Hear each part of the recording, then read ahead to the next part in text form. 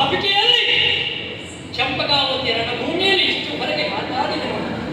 ಯಾರನ್ನು ಕಾಣುವುದಕ್ಕಾಗಿ ನನ್ನ ರಕ್ತವನ್ನು ದೇವರ ಕಾಪಾದಲ್ಲಿ ಹರಿಸಿದೆಯೋ ಅಂತಹ ಶ್ರೀಕೃಷ್ಣ ಸ್ವಾಮಿ ಕರುಣಾಮೂರ್ತಿ ಆರ್ಥರ ಸಲ ರಥದ ಬುದ್ಧಿಯಲ್ಲಿ ಬಂದು ಕುಳಿತಿದ್ದಾರೆ.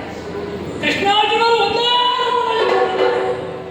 ನಾರಾಯಣರನ್ನು ಕಂಡಂತಹ ಪುಣ್ಯವಂತ ನಾನು. ಅಪ್ಪ ಸಂತೋಷವಾಯಿತು. ಸುಧರ್ಮನ ಗಂಡನೊಂದಿಗೆ ಇವತ್ತಿನ ದೊಡ್ಡ ದಾಳಿಗೆ ಇರಬೇಕು. ಇಂತಹ ಸುಂದರವಾದ ದೃಶ್ಯವನ್ನು ಕಾಣುವುದಕ್ಕಾಗಿ ನಾವು ಇಲ್ಲಿಯವರೆಗೆ ಮಾತಾಡ ಮಾಡಿದ್ವಿ. ಆದರೆ ಇಂತಹ ಸೌಭಾಗ್ಯಗಳು ಒಬ್ಬರಿಗೆ ಮೀಸಲಾಗಬಾರದು. ಮೊದಲಾಗಿ ಕೃಷ್ಣ ದರ್ಶನದ ಅಪೇಕ್ಷೆ ಇದ್ದದ್ದು ಯಾರಿಗೆ? ನನ್ನಪ್ಪ ಚಂಪಕಾವತಿ ಅರಸರಾದಂತಹ ಅಮೃತಧ್ವಜ ಅವನಿಗೂ ಕೃಷ್ಣ ದರ್ಶನ ಆಗಬೇಕು. ಅಪ್ಪಯ್ಯ ಅಪ್ಪಯ್ಯ ಇಲ್ಲಿ ಬನ್ನಿ, ಇಲ್ಲಿ ಬನ್ನಿ. ಬಂದದ್ದು ಯಾರು ಅಂತ ನೋಡಿ. ನೀವು ಚಂಪಕಾವತಿಗೆ ಅರಸನಾಗಿರಬಹುದು, ಆದರೆ ಈಗ ಬಂದವ ಯಾರು? ಅರಸು ಬಂದನು, ಭಾಗವತ ಜನ ಪರಶು ಬಂದನು, ಭಕ್ತವಸ್ತನ ಕರ್ಣಿ ಬಂದನು, ಕನ್ನಡನವರ ಪರಮ ಪದವೀವ ಪರಮ ಪುರುಷೋತ್ತಮನು ಬಂದನು, ಸುರರಸನ ಹುಡುಗ ದೇವ ಬಂದನು ನಮ್ಮರ ಮನೆಗೆ. ಬನ್ನಿ ಬನ್ನಿ, ಕೃಷ್ಣ ದರ್ಶನ ಮಾಡಿ. ಸಾಲದು ನನ್ನಮ್ಮ ಸುಧರ್ಮಾದೇವಿ ಅವರ ಆಶೀರ್ವಾದ ಇರುತ್ತದೆ. ನಾನು ಕೈಯ ಹರಿಯನ್ನು ತೋರಿಸು. ಅಮ್ಮ, ನಿನ್ನ ಆಸೆ ಪೂರೈಸುವಂತಹ ಕಾಲ ಒದಗಿ ಬಂತು. ಬಾರಮ್ಮ, ಯಾರು ಬಂದಿದ್ದಾರೆ ನೋಡು. ಪಂಚತಪ್ಪು ಪಿತರು ಬಂದರು, ಅಂಜನಲ್ಲಿ ಓಡಿಸುವ ಬಂದರು, ಕುಂಜರನ ಹೊರಕೇಳಿ ಸಲಗಿದ ದೇವ ಬಂದರು, ಅಂಜನ ಸುತರುಣಿಯ ಬಂದರು, ಅಂಜಿ ದಸುರನಿಗೆ ಅಭಯಗಳಿಂದ ಪಂಜನಿಗೆ ಬಂದೈವ ಬಂದರು. ಈಗ ನಮ್ಮ ಮನೆಗೆ ಬಾರಮ್ಮ, ಬಾ ಬಾ. ಸಾಲದು ನನ್ನ ತಂಗಿ ಕೋಲೆ ಅವಳಿಗೂ ಕೂಡ ಇರುತ್ತದೆ. ಅಣ್ಣನ ಬರಮ್ಮ ತಂಗಿ, ನಿನ್ನ ಆಸೆಯನ್ನು ಪೂರೈಸಿದ್ದೇನೆ. ಕೃಷ್ಣ ಸ್ವಾಮಿಯನ್ನು ಧರಿಸಿದ್ದೇನೆ.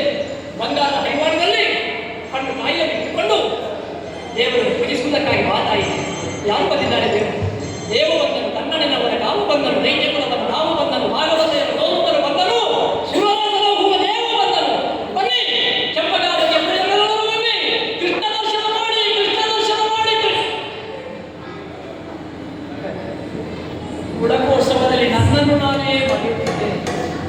ಎಲ್ಲರನ್ನು ಕರೆಕರೆದು ಕೃಷ್ಣ ದರ್ಶನ ಮಾಡಿ ಅಂತ ಹೇಳುವುದಕ್ಕೆ ನಾನು ಯಾರು? ನಾನು ಹೇಳಿದರೆ ಕೃಷ್ಣ ಸ್ವಾಮಿ ಅವರಿಗೆ ದರ್ಶನವನ್ನು ಕೊಡುವವನೇ ಅಲ್ಲ. ನಾನು ಹೇಳಿಲ್ಲ ಅಂತ ಹೇಳಿ ಯಾರಿಗೆಲ್ಲ ದರ್ಶನವನ್ನು ಕೊಡಬೇಕು ಅವರಿಗೆ ದರ್ಶನವನ್ನು ಕೊಡದೆ ಹೋಗುವವನೇ ಕೃಷ್ಣ ಸ್ವಾಮಿ ಅಲ್ಲವಲ್ಲ. ಯಾರಿಗೆಲ್ಲ ಯೋಗ ಭಾಗ್ಯ ಉಂಟು ಅವರು ಖಂಡಿತ ಆ ಸ್ವಾಮಿಯನ್ನು ಕಂಡೇ ಕಾಣ್ತಾರೆ. ಆದರೆ ನಾನೀಗ ಕಂಡಿದ್ದೇನೆ. ಕಂಡ ಮೇಲೆ ನನ್ನ ಆರಾಧ್ಯ ಮೂರ್ತಿಯನ್ನು ಸ್ತುತಿ ಮಾಡದೇ ಇದ್ದರೆ ಈ ನಾನಿಗೆ ಇದ್ದು ಏನು ಹೇಳಿದ್ದಾರೆ ನೋಡೋದು. ಸ್ತುತಿ ಮಾಡಿ ಮಾತಾಡ್ತೀನಿ. ಜಯ ಜಯ ಜಯ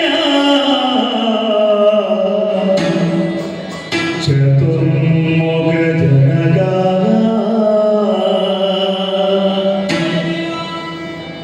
ಜಯ ಚಾರು ಚಾರಿತ್ರ ಜಯ ಚತುರ್ಮುಖ ಜನಗ ಜಯ ಚಾರು ಚಾರಿತ್ರ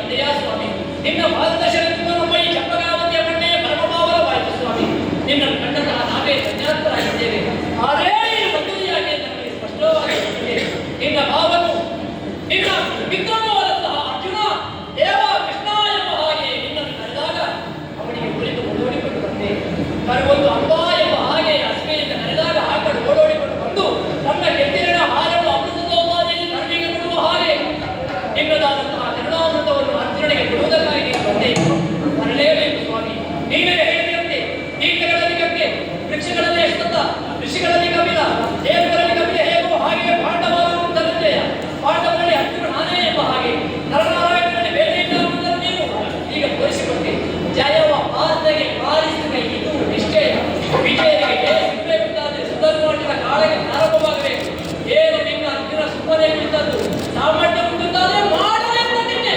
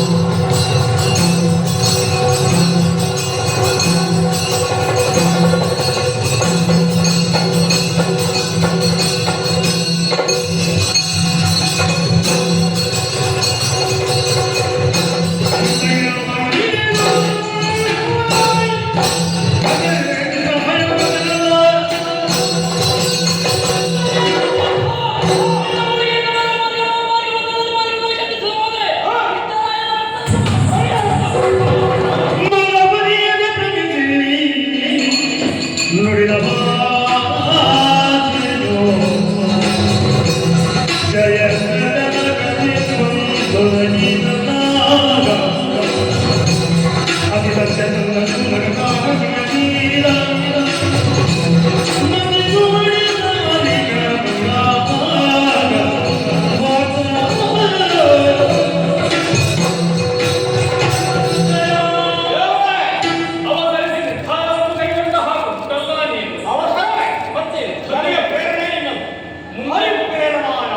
ಮುಂದೆ ನಿಂತಹ ಹಂತಕಾರಿಯನ್ನು ಕಂಡ ತಕ್ಷಣದಲ್ಲಿ ನಿನಗೆ ಕಡಲ ವಸಂತಗಳೆಲ್ಲ ನೆನಪಿಗೆ ಬರುವುದು. ನೀ ಯುವಕ ಅಂತ ಭಾವಿಸಿದ್ದೀಯ. ನಾನಿರುವಾಗ ನಿನಗೆ ಚೈತನ್ಯ ಹೌದು. ಆದರೆ ಈ ಕಾಲದಲ್ಲಿ ನನಗೆ ಜನಾರ್ದನ ಮುಂದೆ ಅದೇ ಧೈರ್ಯದಿಂದ ಅಲ್ವಾ ನೀನು ನನ್ನನ್ನು ಸ್ಮರಿಸಿದ್ದು. ಲಕ್ಷಿಸಿ ಸೂತ್ರದಲ್ಲಿ ಇಂಕತ್ವವೆಲ್ಲ ಮೂಢನಾಗಿ ಸ್ಮರಿಸಿದಂತಹ ಕಾಲದಲ್ಲಿ ನಾ ಬಂದವ. ತನಗೆ ಇವ ಆಗಿಂದ ಹಳಿಲಿಕ್ಕೆ ಮರಗಿದ್ದಾನೆ. ಇವ ಯಾಕೆ ಇಲ್ಲಿ, ಇವ ಯಾಕೆ ಇಲ್ಲಿ, ಇಲ್ಲಿ ಕಿತ್ತಬೇಕಾಗುತ್ತ. ಅವನಿಗೆ ಕೇಳಿ ಕೇಳಿ ವ್ಯತ್ಯೆ ಆಯ್ತು. ಆ ವ್ಯತ್ಯೆ ಹೆಚ್ಚಾಗ್ದಾಗ ಇವತ್ತು ಬಾಣ ಬಿಟ್ಟು ಹಾಗೆ ವ್ಯತ್ಯಿಸಿ ಸೂತ ನಡೆದ. ಇವನ ಬಾಣದಿಂದಲೇ ಅವ ವ್ಯಕ್ಷಿಸಿಯೇ ಬಂದಿರಬಹುದು. ಆದರೆ ನೀನನ್ನು ಧ್ಯಾನಿಸಿದ್ದು ಹೌದು. ಹೌದು. ಆ ಕಾಲದಲ್ಲಿ ನಾ ಬಂದವ. ನನ್ನ ಕಣ್ಸನ್ನೆಯ ವೈಸನ್ನಿಯವರನ್ನು ನಿರ್ದೇಶವು ಇದಕ್ಕೆ ಅನುಗುಣವಾಗಿ ನೀವು ವರ್ತಿಸಬೇಕಿಲ್ಲ. ನೀನಾಗೆ ನಿರ್ಧಾರ ಕೈಗೊಳ್ಳುವುದು ಸರಿ. ಪ್ರತಿಜ್ಞೆ ಮಾಡಲಿದ್ದಾರೆ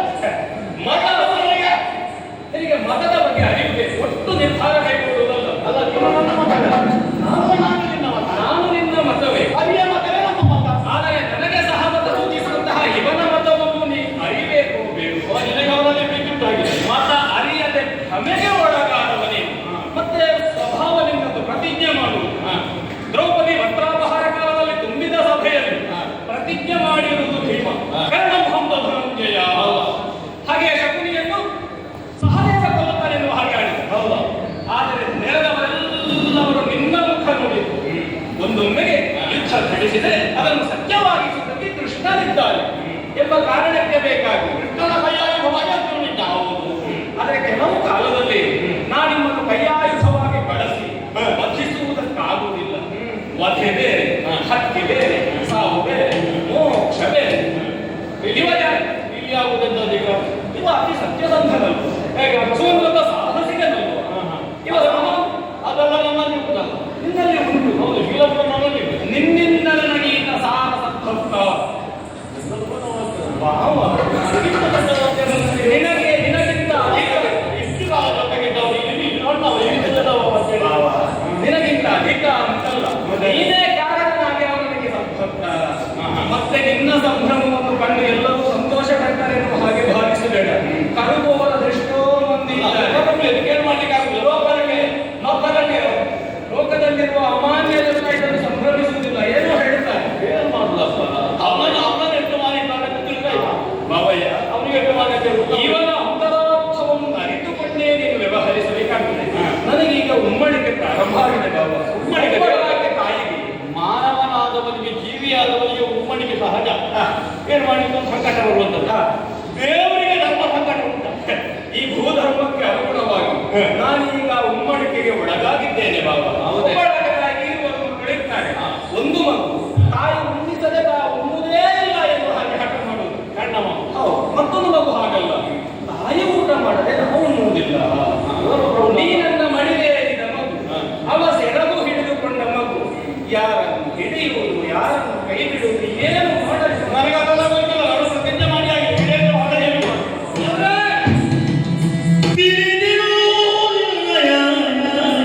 ಚಿತ್ತದು ಮೈಗೆಯ ನಿಜದೊಲವಾಗ ತಿಳಿದಿರು ನಿರ್ಭಯ ಚಿತ್ತದು ಮೈಗೆಯ ನಿಜದೊಲವಾಗ ಅರೆಬುಗಾಯ ಉದರದೊಳು ಉಳಿದು ತಿಳಿಯಬೋ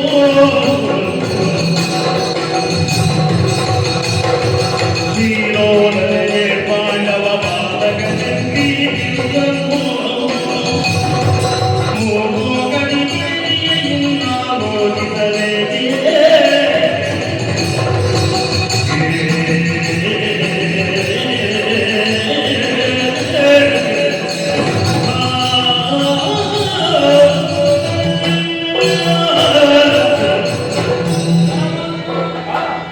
ಜಗತ್ತಿನಲ್ಲಿ ಜೀವನ ಚಿತ್ತದುಮ್ಮಡಿಕೆಯನ್ನು ಹೋಗಲಾಡಿಸುವ ನೀನು, ನಿನಗೂ ಚಿತ್ತದುಮ್ಮಡಿಕೆ, ನಿನಗೂ ಸಮಸ್ಯೆಯೇ ಸ್ವಾಮಿ.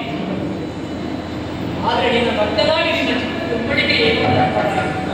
ನೀನೇ ಹೇಳಿದ ಹಾಗೆ ಇಬ್ಬರು ಮಕ್ಕಳ ತಾಯಿಯ ಪರಿಸ್ಥಿತಿ ನಿನ್ನ, ಅವರಿಗೂ ಜಯಬೇಕು, ಇವರಿಗೆ ಜಯಬೇಕು. ಯಾರಿಗೆ ಯಾವುದನ್ನು ಕೊಡಲಿ, ಯಾರನ್ನು ಬಿಡಲಿ ಎಂಬ ಹಾಗೆ ಪ್ರಭು ಆಲೋಚನೆ ಮಾಡಬೇಡ.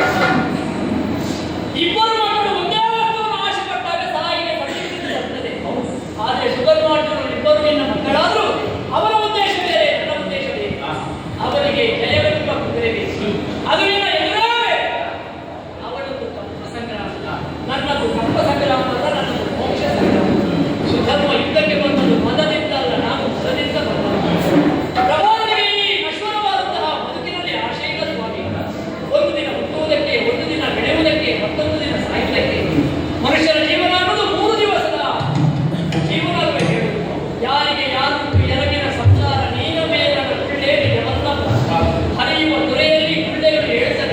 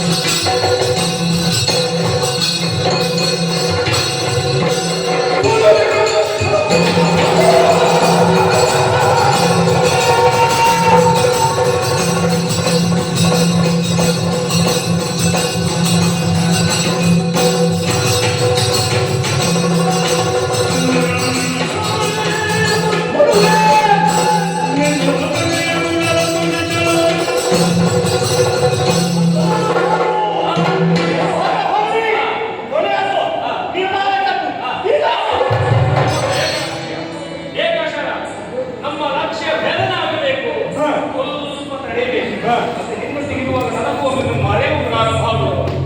ನಾ ಬಹುಪತ್ನಿ ಮನೋಭನಾಗಿ ಬೆಳೆಸಿದಂತಹ ಪುಣ್ಯವನ್ನು ಹರಿಯಲಿಕ್ಕೆ ಪ್ರಯೋಜನ ಅದಿಲ್ಲ. ಯಾಕೆ ಆಗಲಿಕ್ಕಿಲ್ಲ. ಅದ ಇವ ಏಕಪತ್ನಿ ವ್ರತಸ್ಥ. ಏಕಪತ್ನಿ ವ್ರತಸ್ಥನನ್ನು ವಧಿಸುವುದು ಸುಲಭವಲ್ಲ. ಮಟ್ಟಿಗೆ ನನಗೆ ನಾನು ನೋಡ್ತಾರೆ. ನನಗೊಂದೇ ಮದುವೆ ಆಗಿಲ್ಲ. ನೀ ಮದುವೆ ಆದ ಬಳಿಕವೂ ನಾನು ನನ್ನ ತಂಗಿಗೆ ನಿನಗೆ ಕೊಟ್ಟಿದ್ದೇನೆ. ಹಾಗಾಗಿ ನಾನೇ ನಿನಗೆ ನಿರ್ದೇಶಕ. ನನಗೆ ಏಕಪತ್ನಿಯ ವ್ರತ ಇಲ್ಲ. ಹಾಗಾಗಿ ಏಕಪತ್ನಿ ವ್ರತಸ್ಥನಾಗಿ ಗಳಿಸಿದಂತಹ ಪುಣ್ಯ ರಾಮಾವತಾರದ ಪುಣ್ಯವನ್ನ ಈ ಭಾಗಕ್ಕೆ ಧಾರೆ ಸಾಕಾಗುವುದಿಲ್ಲ. ಇದಕ್ಕೆ ಪುಣ್ಯವನ್ನು ತುಂಬಿಯಾಗಿದೆ. ಆದರೆ ಸತ್ವ ಬೇಕು ಎನ್ನುವ ಕಾರಣಕ್ಕೆ ಬೇಕಾಗಿ ಆದಿಯಲ್ಲಿ ಅಜರ, ತುದಿಯಲ್ಲಿ ಶವ, ಮಧ್ಯದಲ್ಲಿ ನಾನೇ ನೆಲೆದೆ. ಇಲ್ಲ, ನಿನ್ನ ಭುಜಕ್ಕೆ ಶಕ್ತಿಯನ್ನು ತುಂಬಿದ್ದೇನೆ.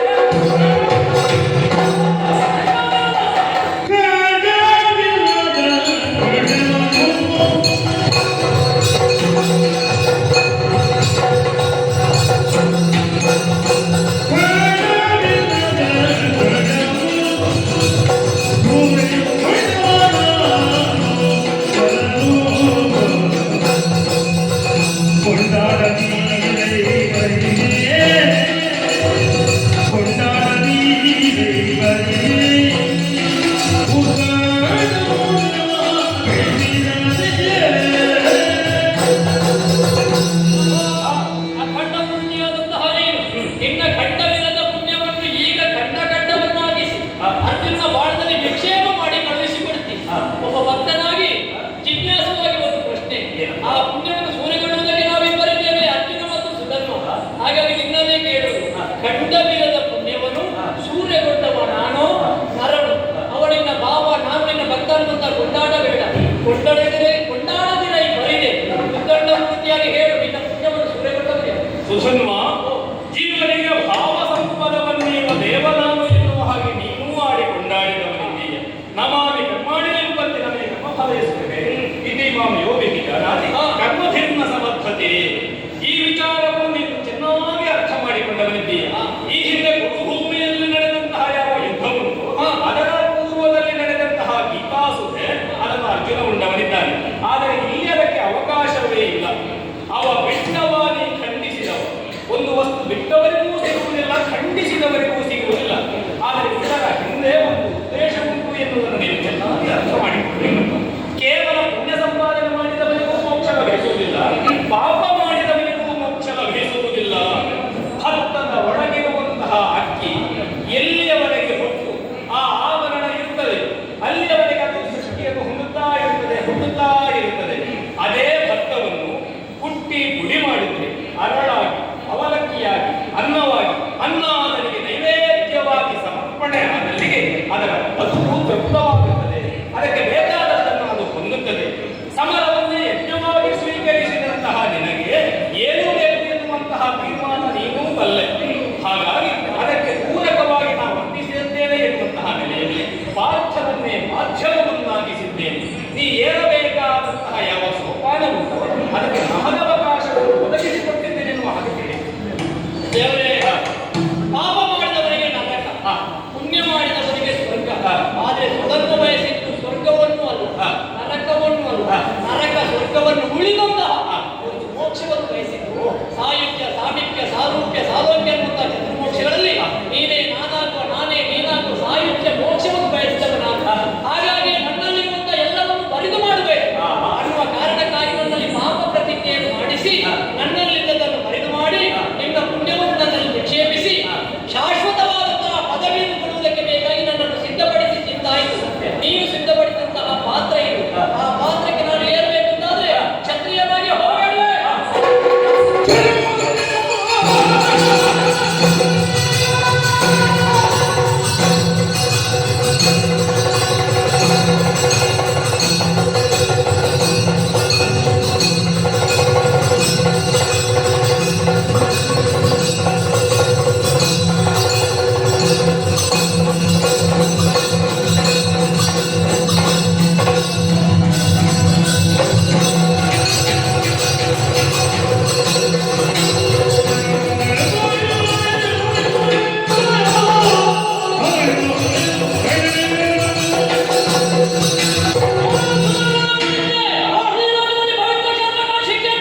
ಮಹಾಶಿವರಾತ್ರಿ ದಿವಸ ಬ್ರಾಹ್ಮಣನೊಬ್ಬ ಶಿವಲಿಂಗವನ್ನು ಪೂಜೆ ಮಾಡುವಾಗ ಹೋಗಿ ಅಪ್ಪನಿಗೆ ನಾವು ಪಾಪ ಪಟ್ಟದು ಈಗ ಮಾಡಿಕೊಂಡು ತುಂಡು ಮಾಡದೆ ಹೋದ್ರೆ ಸುಧಾರಣೆ.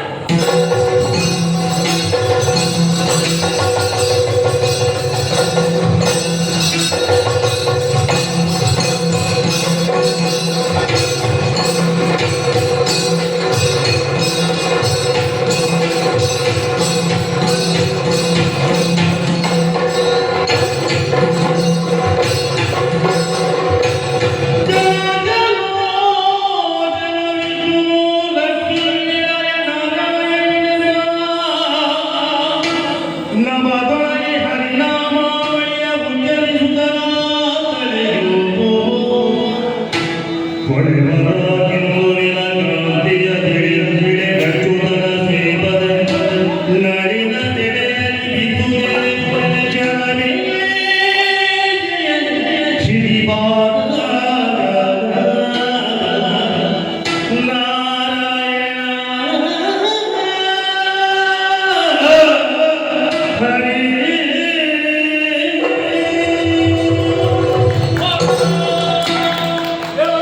ತನ್ನ ದಿವ್ಯನಾಮಾವಳಿಯನ್ನು ಉಚ್ಚರಿಸುತ್ತಾ ಇದ್ದಂತಹ ಇವನ ಸತ್ವವನ್ನು ತತ್ವವನ್ನು ನಾ ಚೆನ್ನಾಗಿ ಮನಗಂಡವರಿದ್ದೇನೆ. ಜಗತ್ತಿಗೆ ಜ್ಞಾನವನ್ನು ಬೆಳಕನ್ನು ಕೊಡುವಂತಹ ದಿನೇಶನ ತೆರದಲ್ಲಿ ಕಂಗೊಳಿಸಿದವ ಇವ. ಅಮ್ಮ ಅಣ್ಣ ಅಯ್ಯ ಅನ್ನುವ ಹಾಗೆ ಹೇಳುತ್ತಾ ಸಾಯುಜ್ಯ ಸಂಪ್ರಾಪ್ತಿಗಾಗಿ ಮೇಲೆ ಸಾಗಿಸಿ ಹೋದ. ಬದುಕಿನ ರಸರಾಗ ಏನು ಎನ್ನುವ ಹಾಗೆ ಚೆನ್ನಾಗಿ ಅರ್ಥ ಮಾಡಿಕೊಂಡ. ಆ ವಿಭಾಗದಲ್ಲಿ ಇವ ಚಕ್ರವರ್ತಿ ಎನ್ನುವುದರಲ್ಲಿ ಯಾವುದೇ ಸಂದೇಹವಿಲ್ಲ. ತನ್ನ ಜೀವನದ ಧನ್ಯತೆಯನ್ನು ಹೊಂದಿದವ. ಅವನಿಗೆ ಬೇಕಾದದ್ದು ಈ ಲೌಕಿಕವಾದಂತಹ ಸುಖ ಅಲ್ಲ, ಇಲ್ಲಿ ನಡೆಯುವಂತಹ ಸಮರದ ವಿಜಯ ಅಲ್ಲ, ಬದಲಾಗಿ ಅದೇ ಉದ್ದೇಶದಿಂದ ರಣಭೂಮಿಯನ್ನು ಸೇರಿದವ. ಚಂಪಕಾವತಿಯ ನೆಲದಲ್ಲಿ ನಮ್ಮೀರುವರನ್ನು ಕಾಣುವಂತಹ ಸೌಭಾಗ್ಯವನ್ನು ಒದಗಿಸಿದಂತಹ ಇವನ ಬದುಕಿನ ಕಥೆ ಜಗತ್ತಿಗೆ ಆದರ್ಶವಾಗಿ ಉಳಿಯಲಿ. ಎಲ್ಲಿಯವರೆಗೆ ಸೂರ್ಯಚಂದ್ರನಿದ್ದಾರೆ. ಹೌದು. ಯಾಕಂದ್ರೆ ದಿನೇಶ್ ಅಂದ್ರೆ ದಿಶಕ್ತಿ ಬಿಡುವುದಕ್ಕೆ ಸತ್ಯತೆ. ದಿನ ಉದಿಸುವುದೇ ಅವರಿಂದ. ಹಾಗಾಗಿ ದಿನಕ್ಕೆ ಅವನೇ ಈಶ. ಹೌದಲ್ವ? ಸತ್ಯ. ಅಂಥ ದಿನೇಶನಿಂದ ಪ್ರಕಾಶವನ್ನು ಬೀರು. ನಮಗೆಲ್ಲ ರಣರಂಗದಲ್ಲಿ ವೀರ ರಸರಾಗ ಚಕ್ರವರ್ತಿ. ಸತ್ಯವೇ ಪಾರ್ಥ, ನಿನ್ನಿಂದ ಕತ್ತರಿಸಲ್ಪಟ್ಟ ಶಿರ ನನ್ನ ಮದಮೂಲವನ್ನು ಸೇರಿದ ಕ್ಷಣ ಎತ್ತಿ ಬಿಸಾಡಿದೆ. ಪಾಪ ಹಂಸಧ್ವಜ ಗೋಪಾಲಕನ್ನ ಕರದಲ್ಲಿ ಹಿಡಿದು ಪ್ರಲಾಪಿಸಿದ, ಮುದ್ದಿಸಿದ, ಆಘ್ರಾಣಿಸಿದ ನನ್ನ ಪದ ಮೂಲಕ್ಕೆ ಎಸೆದ. ಅದನ್ನು ನಾನು ಬಿಸಾಡಿದ. ಆದರೆ ಬ್ರಹ್ಮಾಂಡಮಾನಧಾರಿಯಾದಂತಹ ಪರಮೇಶ್ವರನ ಕರಳಹಾರವನ್ನು ಸೇರಿದೆ ಎನ್ನುವುದರ ಅರ್ಥವೇ ಹರಿಭಕ್ತರನ್ನು ಹರನು ಸ್ವೀಕರಿಸುತ್ತಾನೆ. ಸಾಹಿತ್ಯವರಿಗೆ ಒದಗಿ ಬಂದಿದೆ ಎನ್ನುವುದು ಸ್ಪಷ್ಟ. ಸಾಹಿತ್ಯ ಸಂಪ್ರಾಪ್ತಿ ಎನ್ನುವಂತಹ ಈ ಆಖ್ಯಾನದ ಕಥಾಂತರ್ಗತವಾದಂತಹ ಸತ್ವವೇ ಪ್ರಸಾದವಿರಿಸಿ ಈ ಕಥೆಯನ್ನೇ ಆಡುತ್ತಾರೋ ಆಡಿಸುತ್ತಾರೋ ನೋಡುವಂತಹ ಸೌಭಾಗ್ಯವನ್ನು ಒದಗಿಸಿಕೊಡುತ್ತಾರೆ. ಅಂತಹವರೆಲ್ಲರಿಗೂ ಕೂಡ ಶ್ರೀ ರಾಜರಾಜೇಶ್ವರಿ ಮಾತೆ, ಶ್ರೀ ದುರ್ಗಾ ಪರಮೇಶ್ವರಿ, ಜ್ಞಾನಶಕ್ತಿ ಸುಬ್ರಹ್ಮಣ್ಯ ಸ್ವಾಮಿ ಆಯುಷ್ಯ ಆರೋಗ್ಯ